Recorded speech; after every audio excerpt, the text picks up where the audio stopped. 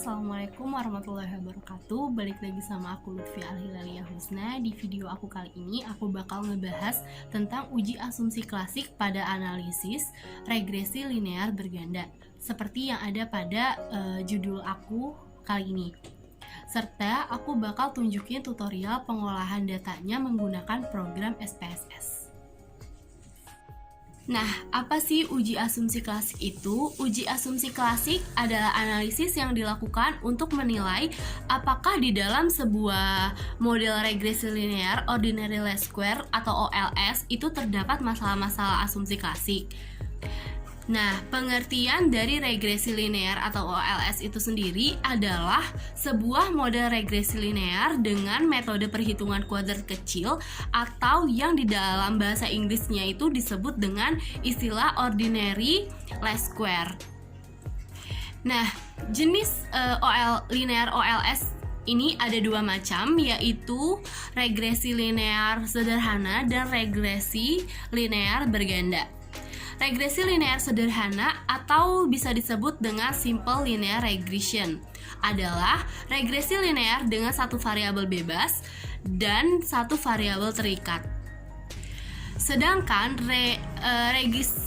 regresi linear berganda atau disebut juga dengan multiple linear regression adalah regresi linear dengan satu variabel terikat dan beberapa variabel bebas. Terdapat 6 asumsi klasik pada regresi linear sederhana. Itu yang pertama, ada data interval atau rasio. Yang kedua, linearitas. Yang ketiga, normalitas. Yang keempat, heteroskedastisitas. Yang kelima, outlier. Yang keenam, ada auto korelasi atau hanya untuk data time square, time series, atau runtut waktu. Nah, sedangkan pada asumsi klasik regresi linear berganda itu terdapat 7.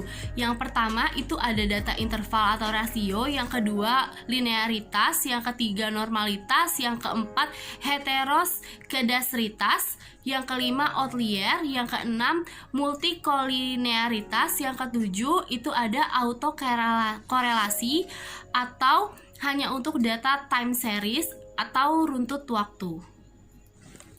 Nah, terlihat jelas bahwa asumsi klasik antara regres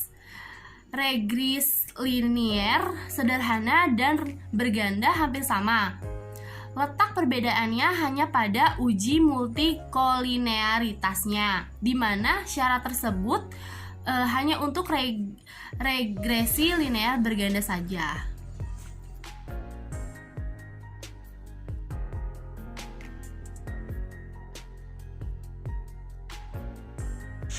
Nah, di sini aku udah ada aplikasi SPSS-nya yang kayak gini. Terus aku buka ya, nih seperti ini aplikasi SPSS-nya. Terus aku juga udah punya datanya, seperti ini datanya. Dan langsung aja aku copy yang X1 sampai dengan yang Y. Aku copy. Terus aku buka sheet baru.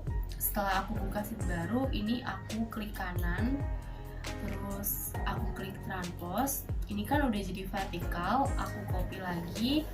Terus aku buka SPSS-nya. Aku klik yang variable view.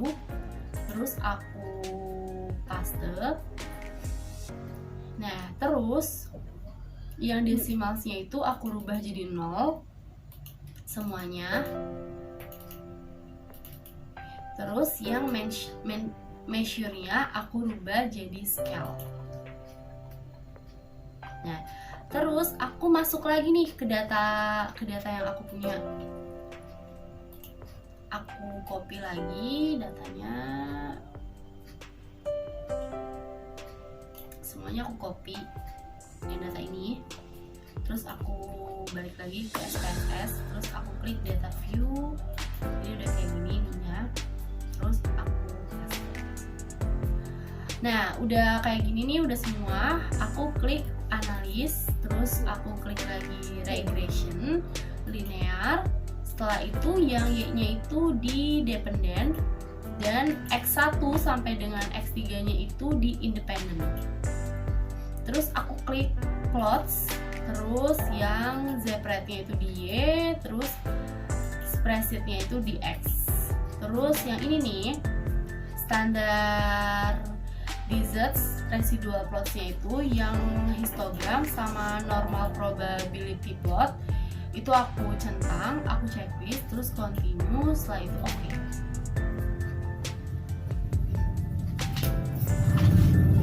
Nah, setelah itu udah keluar seperti ini. Nah, dilihat pada histogramnya, histogram ini, jenis data normalitas bertujuan untuk menguji apakah dalam modal regresi variabel pengganggu atau residual ini memiliki distribusi normal atau tidak. Nah, untuk melakukan uji ini kita hanya memerlukan 70 responden aja. Nah, ini terlihat pada grafik ini. Pada grafiknya, di grafik ini menunjukkan bahwa data tersebut didistribusikan secara normal. Nah, sedangkan di dependent ini yang normal P3 plots of regression standar desert residual dependent variable Y ini nih yang bulat-bulat atau titik-titik ini nih di garis ini bukti menunjukkan bahwa data ini terdistribusi secara normal. Nah, mungkin segitu aja penjelasan yang dapat aku sampaikan. Kurang lebihnya mohon maaf. Wassalamualaikum warahmatullahi wabarakatuh.